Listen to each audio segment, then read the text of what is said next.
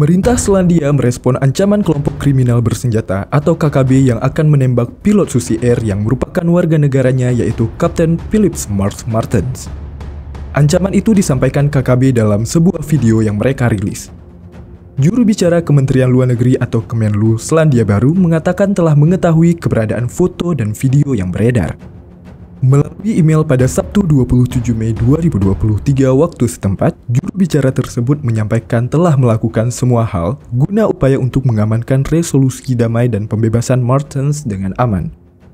Sementara menurut Reuters, Kepala Pusat Penerangan TNI atau Kapus Pen TNI, Laksada Julius Wijojono mengatakan pihaknya akan tetap menggunakan tindakan terukur yang sesuai dengan standar prosedur operasi.